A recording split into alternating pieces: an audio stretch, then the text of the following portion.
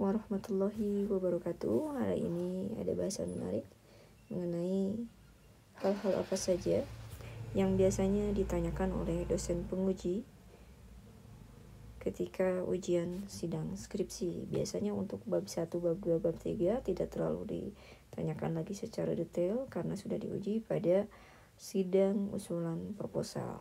Akan tetapi ada beberapa hal yang memang masih ditanyakan di bab tersebut ya. Oke, contohnya apa saja sih yang biasanya ditanyakan? Yang biasanya ditanyakan yang pertama kali adalah biasanya langsung ke ini ya, paradigma penelitian. Paradigma penelitiannya seperti apa? Nanti biasanya disuruh dibacakan. Oleh karena itu cara membacanya pun kita harus terstruktur ya, jangan misalnya ngarang-ngarang sekenanya saja, karena biasanya kalau tanpa persiapan dosen penguji sudah tahu nih anaknya atau mahasiswanya tanpa persiapan, sehingga bacanya juga seadanya dan tidak terstruktur ya biasanya ketika menjelaskan. Oke, biasanya yang ditanyakan adalah ini ya, di paradigma penelitian. Saya ganti dulu warnanya jadi merah. Berarti yang pertama yang bisa ditanyakan adalah paradigma penelitian ya. Paradigma penelitian. Termasuk cara bacanya ya. Cara bacanya seperti apa? Kurang lebih seperti ini ya. Paradigma penelitian pada skripsi yang saya buat adalah sebagai berikut. Variabel kepemimpinan transformasional, saya mengambil teorinya Robbins dan Judge, di mana dimensi-dimensinya adalah karismatik, motivasi inspirasional, stimulasi intelektual, dan pertimbangan individu. Kemudian untuk variabel X2 atau budaya organisasi, saya mengambil dari teorinya Edison dengan dimensi kesadaran diri, keagresifan, kepribadian, performa, dan orientasi tim. Sedangkan pada variabel Y atau kinerja karyawan, saya mengambil teorinya dari Mangkunegara, di mana dimensinya adalah kuantitas kerja, kualitas hasil kerja, kerjasama, tanggung jawab, dan inisiatif. Adapun teori penghubung antara kepemimpinan transformasional dengan budaya organisasi, saya mengambil dari Kreitner dan Kinki. Kemudian untuk teori penghubung kepemimpinan transformasional terhadap kinerja karyawan, saya mengambil dari Susiati Purwaning. Kemudian untuk teori penghubung budaya organisasi terhadap kinerja karyawan, saya mengambil dari Robbins. Dan teori penghubung kepemimpinan transformasional dan budaya organisasi terhadap kinerja karyawan, saya mengambil dari Dewi Lina. Oke. Pada bagian ini kamu biasanya akan ditanya pengertian setiap variabel yang kamu teliti, dan kamu sangat dianjurkan menjawab di luar kepala tanpa melihat contekan, termasuk dengan dimensi-dimensinya. Oleh karena itu disarankan 3 variabel inti ini atau seluruh variabel yang kalian teliti pada penelitian kalian harus kalian hafal, termasuk dengan dimensi-dimensinya. Kenapa? Karena ini bisa jadi bahan untuk nanti kalian berargumentasi ketika kalian ditanya oleh dosen penguji. Nanti jawabannya sambung-sambungkan aja dengan ini. Sambungkan dengan pengertian dan juga dimensi-dimensinya. Jadi argumentasi kalian mengalur. Nah, jangan lupa ya, pada sidang skripsi ada 3 hal yang dinilai. Yang pertama adalah kemampuan penguasaan materi. Yang kedua adalah metodologi penelitian, kemampuan akan pengetahuan itu.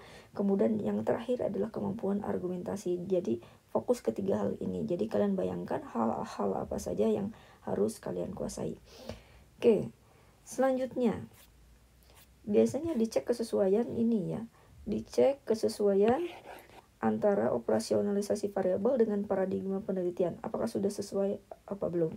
Seperti tadi ya, kepemimpinan transformasional dari teorinya Robbins dan Judge di definisinya ya. Kemudian lihat dimensinya tadi apakah sudah sesuai atau belum.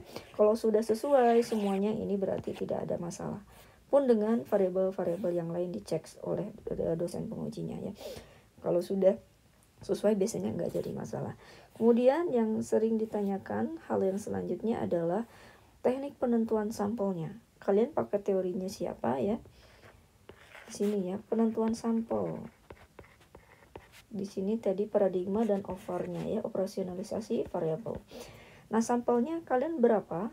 Kemudian pakai teorinya siapa sehingga kalian menentukan bahwa jumlah sampel pada penelitian kalian itu adalah sejumlah segitu gitu ya. Oke. Selanjutnya yang ditanyakan adalah langsung ke sini ya, ke analisis jalur. Oke, di analisis jalur mari kita lihat yang sering ditanyakan apa saja sih. Tentu saja di cara baca. Cara baca pun harus terstruktur ya, supaya dosen penguji pun tahu bahwa kalian kalau bacanya terstruktur, oh kalian memang ada persiapan ya. Oke, sebentar ya, kita scroll dulu.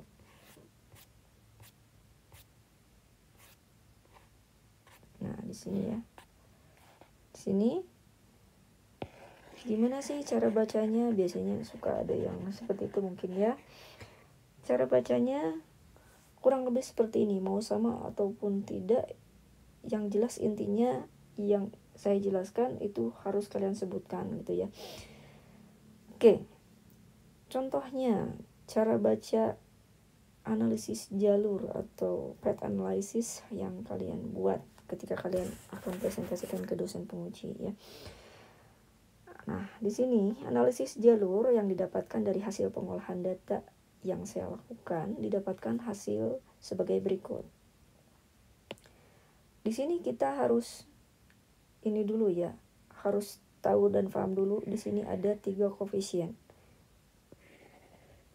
Ya, di sini ada 3 koefisien. Ini koefisien yang ke-1, ini koefisien yang kedua, ini koefisien yang ketiga. Yang pertama yang ini. Ini namanya koefisien korelasi. Yang kedua ini ya, koefisien beta atau koefisien jalur, dan yang terakhir adalah koefisien determinasi. Berarti ada 3 koefisien. Ketika bacanya juga harus dilibatkan nama koefisien ini. Oke, cara bacanya langsung ya. Cara bacanya, koefisien korelasi kepemimpinan transformasional dan budaya organisasi adalah 0,562, bukan 0,562, karena 562 berarti kan itu bukan penempatan desimal. Kenapa ada ratusan? Kenapa ada puluhan? Nah, jadi bukan 562 tapi 0,562. Kemudian koefisien beta atau koefisien jalur kepemimpinan transformasional terhadap kinerja karyawan adalah 0,397. Dan koefisien beta atau koefisien jalur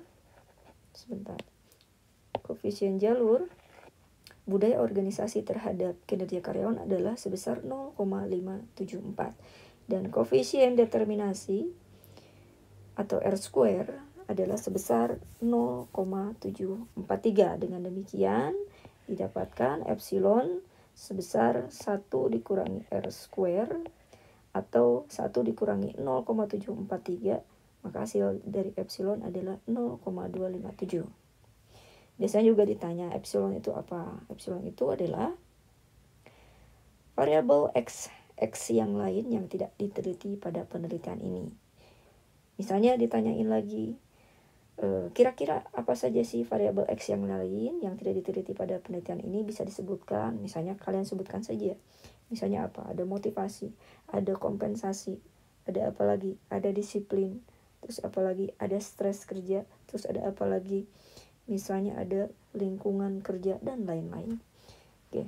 Biasanya nanti ditanyakan koefisien korelasi atau hubungan ya sebesar 0,562 itu termasuknya hubungan kuat atau lemah. Nanti kalian lihat saja ya dari kriteria besaran koefisien korelasi. Apakah angka segini itu termasuknya ke hubungannya kuat, lemah, atau sangat kuat ya. Tinggal dilihat saja dari kriteria tabel penafsiran koefisien korelasi.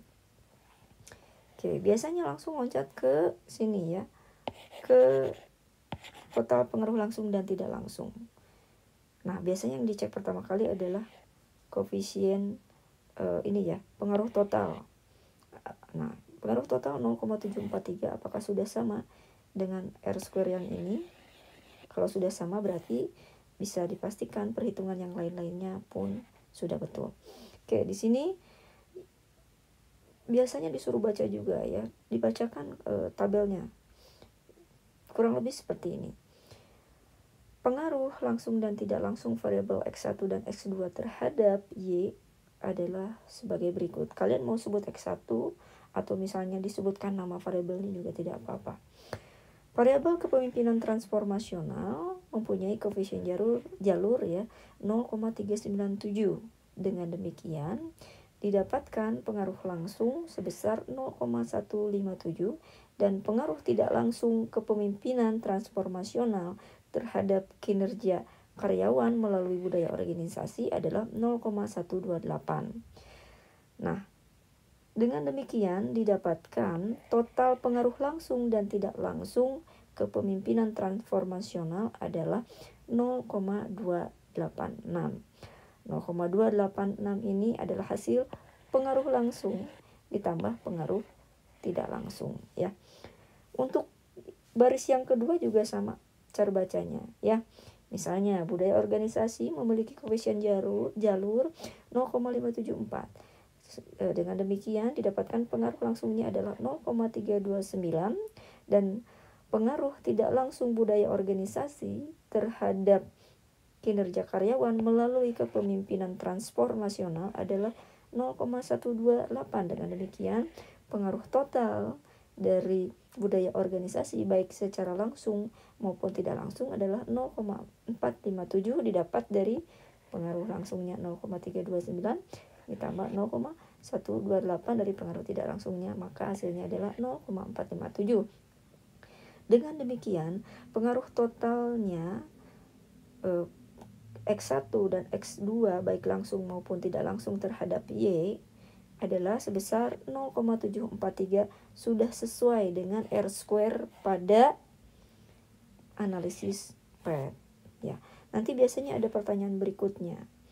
Mana pengaruh yang dominan di antara dua variabel ini? Apakah X1 kepemimpinan transformasional atau budaya organisasi? Lihat saja besarannya mana yang lebih besar.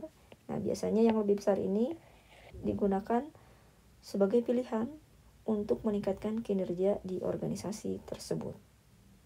Juga biasanya ditanyakan, pengaruh langsung dan tidak langsungnya lebih besar yang mana? Misalnya di sini ya, pengaruh langsung kepemimpinan transformasional 0,157 dan budaya organisasi ini dan pengaruh tidak langsungnya 0,128. Dengan demikian pengaruh langsungnya lebih besar gitu ya. Nah, di sini dua-duanya pengaruhnya lebih besar ya.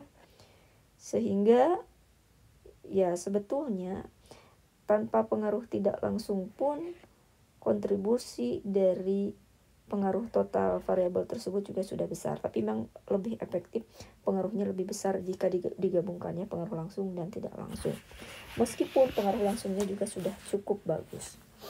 Nah, biasanya ditanyain, jika kamu menjadi pengambil keputusan, hal apa yang akan kamu tingkatkan jika dasar pengambilan keputusannya di sini? Jika kamu misalnya hanya dibolehkan untuk memilih satu keputusan atau satu strategi, apakah mau meningkatkan kepemimpinan transformasional atau budaya organisasi? Tentu saja nanti kamu akan memilih ini ya, karena total pengaruhnya lebih besar. Sehingga kalau total pengaruhnya lebih besar, ketika kamu memilih strategi ini ya, kecepatan untuk meningkatkan kinerja pun berarti lebih cepat yang ini, bukan yang ini ya. Kemudian yang biasanya ditanyakan adalah saran ya. Saran biasanya ditanyakan, dari mana kamu membuat saran? Ya, membuat saran itu dari 2 atau 3 jawaban kuesioner di setiap variabel yang terendah. Dan saran pun itu harus saran yang bisa langsung diaplikasikan di perusahaan tersebut. Sarannya tidak boleh mengambang, tetapi dalam bentuk strategi yang jelas, kalau bisa detail. Misalnya, sarannya apa? Sarannya misalnya ya, untuk di sini tadi apa, kepemimpinan transformasional dan budaya organisasi. Misalnya untuk budaya gitu ya. Untuk meningkatkan nilai kesundaan, ada baiknya perusahaan di setiap hari Rabu menggunakan pakaian Sunda dan juga bukan bekal ya, karena ini berhubungannya dengan kinerja ya. Jadi kurang lebih sarannya adalah setiap hari Rabu, contohnya ya, kita diwajibkan untuk menerapkan budaya Sunda di perusahaan di saat memulai pekerjaan sampai ditutupnya pekerjaan. Misalnya di situ ada penerapan budaya berdoa dulu sebelum bekerja ya, dan juga menggunakan bahasa Sunda di hari itu ya, dan lain sebagainya. Oke. Kita rangkum ya, tadi yang ditanyakan di sini udah sampel. Yang ketiga biasanya ditanyakan adalah analisis jalur. Cara bacanya juga ya. Cara bacanya juga perhatikan. Kemudian yang keempat, jangan lupa juga di sini tabel pengaruh langsung dan tidak langsung ya.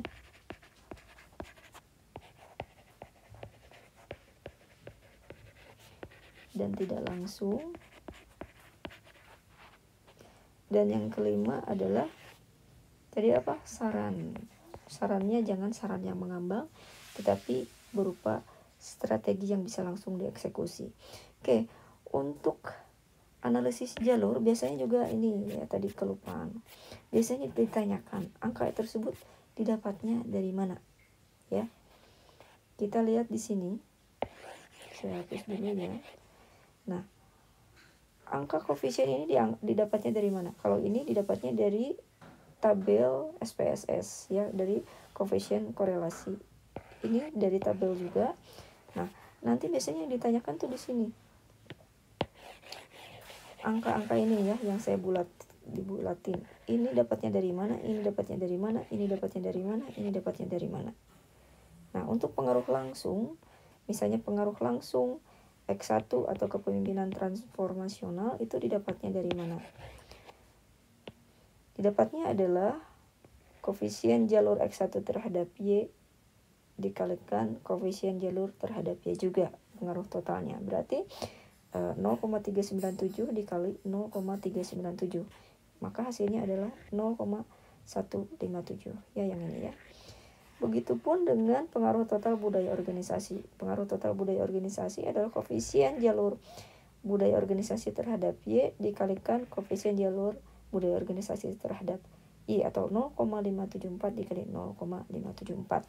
Nah, nanti untuk pengaruh tidak langsung ya, ini kepemimpinan transformasional terhadap kinerja karyawan melalui budaya organisasi. Bagaimana cara menghitungnya? Oke.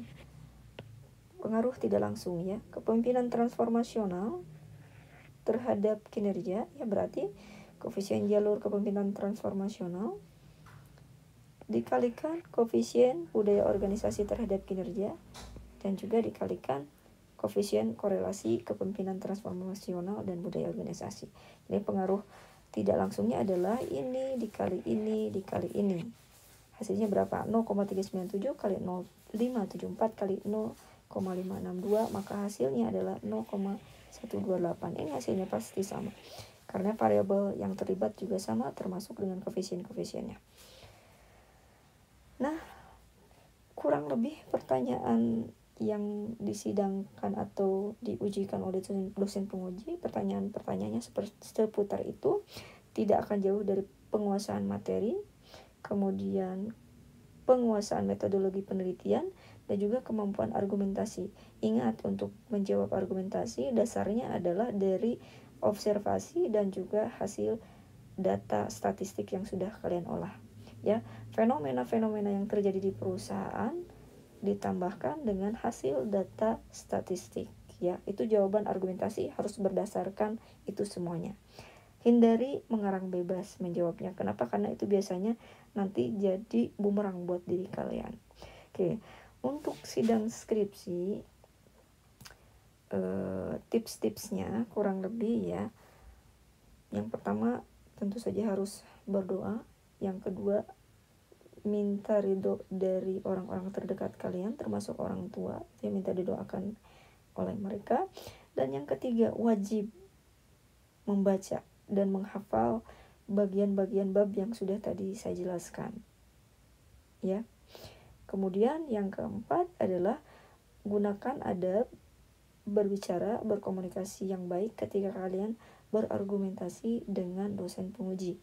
Jangan terlalu ngotot juga, dan jangan mudah mengiyakan apa yang dikatakan oleh dosen penguji, karena boleh jadi dosen pengujinya itu menjebak dengan pertanyaan untuk menguji sejauh mana kemampuan kalian pada penguasaan materi dan metodologi. Nah, dengan tips-tips barusan mudah-mudahan itu bisa memperlancar sidang skripsi kalian. Nah, mudah-mudahan bermanfaat. Jangan lupa belajar dan pahami kembali apa-apa yang belum paham. Terima kasih. Assalamualaikum warahmatullahi wabarakatuh.